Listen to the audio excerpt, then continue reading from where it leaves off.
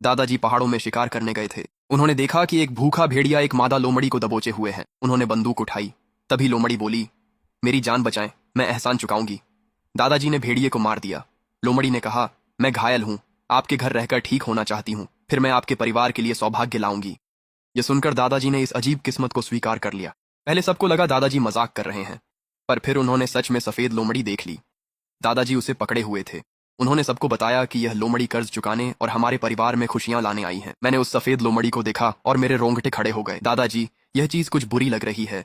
क्या आपको याद नहीं कि परदादा के परिवार के साथ क्या हुआ था? हाँ पिताजी, क्या संचेन चाचा के परिवार के साथ जो हुआ वो काफी नहीं था? इसे अभी बाहर निकाल दो। दादाजी का चेहरा गंभीर हो गया। तुम क्या जानते हो? परदादा के पास किस्मत नहीं थी, हमारा परिवार अलग है। कुछ दिनों बाद लोमड़ी आखिरकार ठीक हो गई। उसने सफेद फर झाड़ा और सुंदर सफेद लिबास वाली लड़की बन गई। अपना नाम सू वांचिंग बताकर बोली कि वह दादाजी का एहसान चुकाने आई है। फिर उसने मेरे भाई को देखा। उसके गाल तुरंत लाल हो गए। उसने उससे शादी और बच्चों के लिए अपनी रजामंदी दी। मेरा भाई पूरी तरह से हैरान रह गया। वह ऐसा लग रहा था जैसे उसकी आत्मा ही निकल गई हो। उसने वहीं पर सिर हिला दिया। मैं उनके पास ही खड़ा था। मेरे सीने में जो बुरा एहसास था वह जा ही नहीं रहा था। दादाजी, इसमें कुछ तो गड़बड़ है। दादाजी ने मेरा हाथ झटका। वह पहली बार मुझ पर इतने ठंडे हुए थे। सौभाग्य द्वार पर है और तुम इसे भगाना चाहते हो? मेरे माता पिता भी शुरू में राजी नहीं थे। उन्हें यह सब बहुत अजीब लगा था। मेरी माँ ने मेरे भाई का हाथ पकड़ लिया और बोली, ये लड़की न जाने कहां से आ गई है, तुम ऐसा नहीं कर सकते। मेरे पापा भी भौहें चढ़ाकर देखने लगे।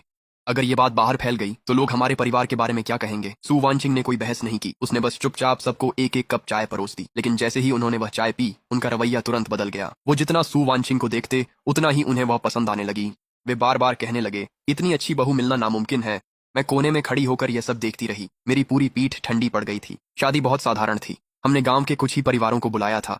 शादी की रात मेरे भाई दोबारा बाहर नहीं आए। अगली सुबह मेरी माँ ने दरवाजा खोला और चीख उठी। मेरा भाई बिस्तर पर लेटा हुआ था। उसका शरीर पहले ही ठंडा हो चुका था, लेकिन उसके चेहरे पर एक अजीब संतुष्ट मुस्कान थी। मेरे माता पिता ऐसे रो रहे थे जैसे वे बिखर गए हों। वे उसके शरीर से लिपटकर विलाप करने लगे। फिर वे पागलों की तरह सू वांचिंग पर टूट पड़े। तुमने उसके साथ क्या किया? सू वांचिंग ने कुछ नहीं कहा। वह बस झुककर उनके कान में कुछ शब्द फुसफुसाई। उसकी आवाज इतनी मुलायम थी जैसे किसी बच्चे को सुला रही हो। मेरे माता पिता तुरंत रोना बंद कर दिए। वे एक दूसरे को देखने लगे। उनकी आंखों से दुख गायब हो गया था। उसकी जगह एक अजीब सा उत्साह और जुनून आ गया था। अगले ही दिन वे भी उसी घर में मर गए। मेरे भाई की तरह उनके चेहरे पर भी संतुष्टि की मुस्कान थी। हमारे परिवार से ऐसे ही 3 लोग चले गए। मैं डर के मारे पागल हो गया था। मैं घुटनों के बल गिर पड़ा और दादाजी से उसे भेज देने की भीख मांगी। वह हम सबको मार डालेगी। इसके बजाय दादाजी ने मुझे एक थप्पड़ मार दिया। अगर तुम्हें जिंदा रहना है तो दोबारा कभी उसे भगाने की बात मत करना। उनकी आवाज सर्द हवा सी ठंडी और आंखें अजनबी थीं। याद रहे, तुम उसकी अच्छी सेवा करना। सू वांचिंग उनके पीछे खड़ी थी। वह चुपचाप सब कुछ देख रही थी। उसकी आंखों में वह शांत भाव गुस्से से भी ज्यादा डरावना था। उस दिन के बाद से उस घर में सिर्फ दादाजी, सू वांचिंग और मैं ही बचे थे। हवा इतनी भारी लग रही थी कि मैं मुश्किल से सांस ले पा रहा था। दूसरों के सामने सू वांचिंग हमेशा सौम्य और शालीन दिखती थी। वह दादाजी का बहुत ध्यान रखती और मीठी नरम आवाज में बात करती। लेकिन मैं ही अकेला था जो जानता था कि उसके भीतर अब भी लोमड़ी का असली स्वभाव छुपा है। वह शायद ही कभी पका हुआ खाना छूती थी। कई बार मैंने उसे देर रात चुपके से रसोई में कच्चा ठंडा खाना ढूंढते हुए देखा था। वह जब चलती थी तो कोई आवाज नहीं होती थी। वो अचानक मेरे पीछे आ खड़ी होती थी। मैं इतना डर जाता था कि जैसे दिल बाहर आ जाएगा। उससे मेरी नफरत और डर दोनों बढ़ते गए। एक दोपहर सब्र टूट गया। मैंने उसे माँ का सामान छेड़ते पकड़ लिया। उसने मेरी माँ की पसंदीदा फोटो ढूंढ ली थी। वह नाखून से माँ का चेहरा खुरच रही थी। चेहरा पहले ही खुरच कर धुंधला कर दिया गया था। मेरा आपा खो गया। मैं दौड़कर फोटो वापस लेने गया। तुम क्या कर रही हो? ये मेरी माँ की चीज है, इसे वापस दो। सू वांचिंग ने मुझे अनसुना किया। उसने और जोर लगाया। मैंने उसे धक्का दे दिया। उसने झटके से सिर घुमाया। उसकी आंखें हरे रंग में चमक उठीं। फिर उसने मुझे जमीन पर पटक दिया। उसकी ठंडी उंगलियां मेरी गर्दन के चारों ओर कस गईं। उसी पल मुझे उसके शरीर से खून की तेज धातु जैसी बदबू आई। मुझे लगा मैं मरने वाला हूं। लेकिन ठीक उसी समय दादाजी वापस आ गए।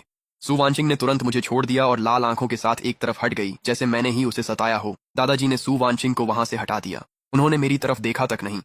वे घबराकर उसके हाथ देखने लगे कि कहीं चोट न लगी हो।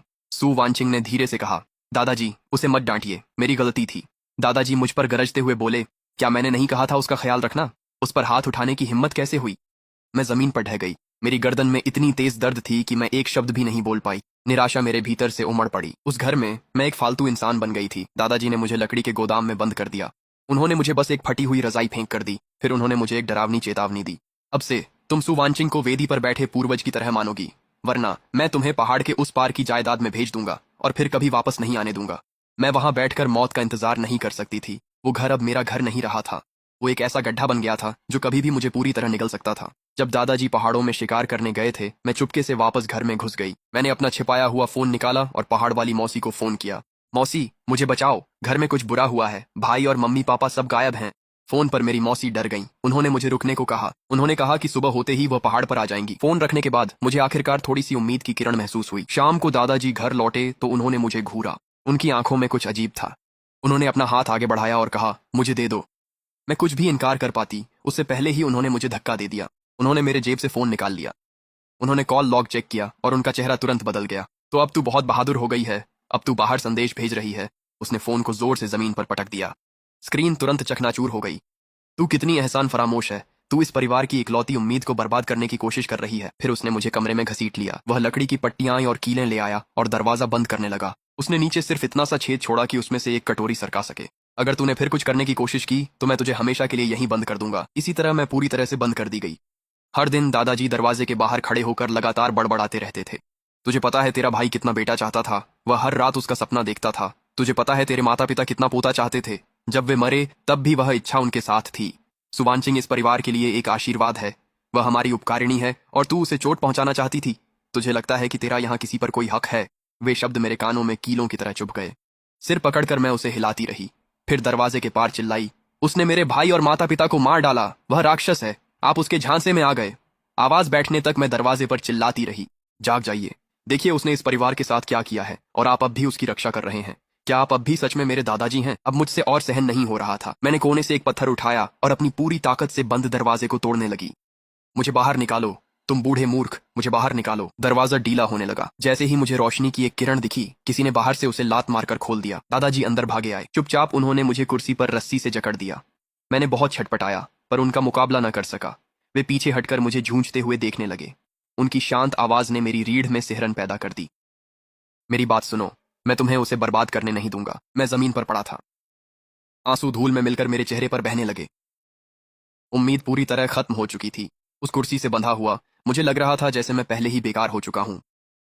अब तो मुझ में रोने की भी ताकत नहीं बची थी। दिन दर दिन मैं बस सहता रहा। दादाजी सिर्फ एक कटोरी ठंडा चावल खाने के छेद से अंदर धकेल देते थे।